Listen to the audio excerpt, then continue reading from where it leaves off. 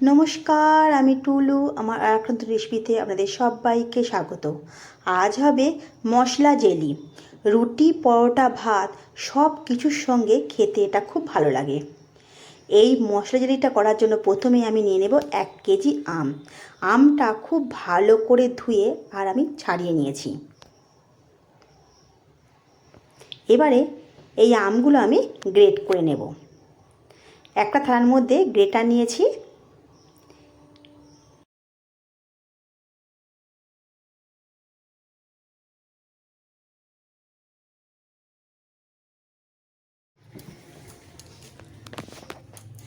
এবারে আমগুলো আমি এর মধ্যে দিয়ে গ্রেট করে নেব। প্রথমে আমি বড়টা দিয়ে গ্রেট করছিলাম, খুব ভালো হচ্ছিল না দেখে। তারপর আমি ছোটোটা দিয়ে খুব ভালো করে গ্রেট করে নিচ্ছি।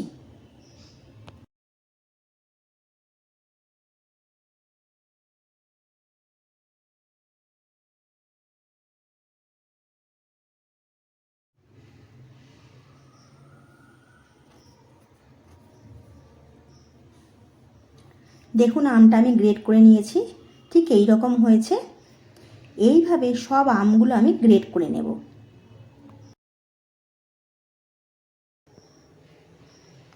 দেখুন, সব আমগুলো আমি গ্রেট করে নিয়েছি। ঠিক এই রকম হয়েছে। এবারে এর মধ্যে দিয়ে দেব 1 চামচ নুন, দেব 1 চামচ হলুদ। ভালো করে মাখিয়ে নেব আমটার সঙ্গে।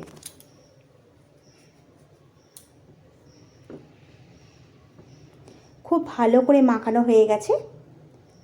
এবার এটা চাপা দিয়ে 10 মিনিটের জন্য রেখে দেব।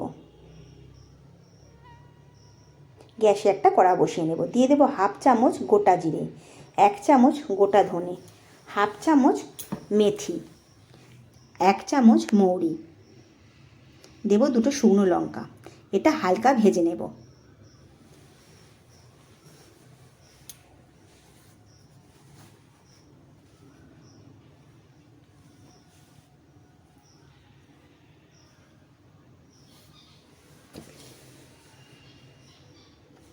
হালকা ভাজা হয়ে গেছে। এবার এটা নাবিয়ে ঠান্ডা করে একটু থেঁতো করে নেব। আবারও গ্যাসে কড়া বসিয়ে নিয়েছি। দিয়ে দেব সেই আমটা, গ্রেট করা আমটা। আমটা একটু নাড়াচাড়া করে নেব।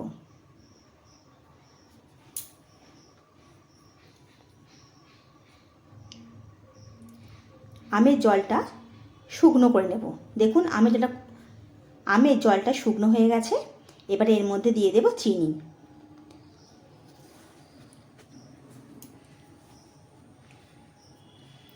আমি এই আমের জন্য পরিমাণ মতো চিনি দিয়েছি, আপনারা আপনাদের মতো চিনি দেবেন। চিনিটা আমের সঙ্গে খুব ভালো করে মিশিয়ে নেব। চিনিটা আমের সঙ্গে খুব ভালো করে মিশিয়ে নিয়েছি। এবারে এটা ফুটতে দেব।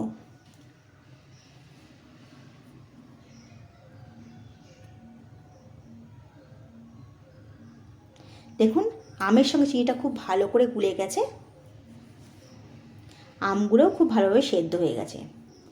এবারে এই আমের জেলিটা খুব ভালো করে ফুটিয়ে নেব। একটু যে জল জল মতো আছে সেটা শুকনো করে নেব। এই সময় খুব সাবধানে নাড়াচাড়া করে নিতে হবে, নাহলে গায়ে ছেটকাবে।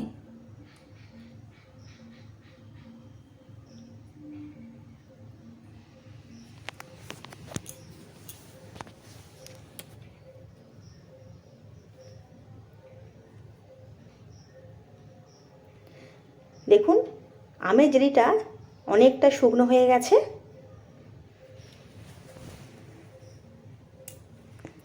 এবারে দিয়ে দেব ভেজে রাখা মশলাটা। অল্প অল্প করে দেব আর আমের সঙ্গে মিশিয়ে নেব।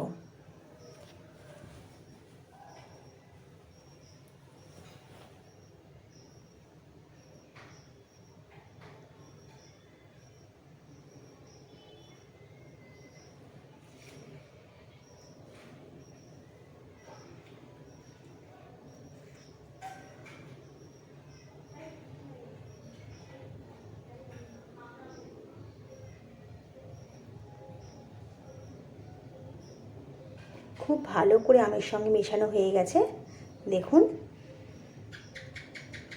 এবারে আমি এটা নামিয়ে নেব। মশলা আমের জেলিটা আমার হয়ে গেছে। ভাত, রুটি, পরোটা সব কিছুর সঙ্গে খেতে এটা খুব ভালো লাগে। আপনারা এইভাবে একবার বাড়িতে বানিয়ে দেখুন, ভালো লাগলে কমেন্ট করে জানাবেন। যদি আমার রেসিপিগুলো ভালো লেগে থাকে একটা লাইক করে দেবেন আর একটা সাবস্ক্রাইব করে দেবেন। পাশে থাকা বেল আইকনটা প্রেস করে রাখবেন।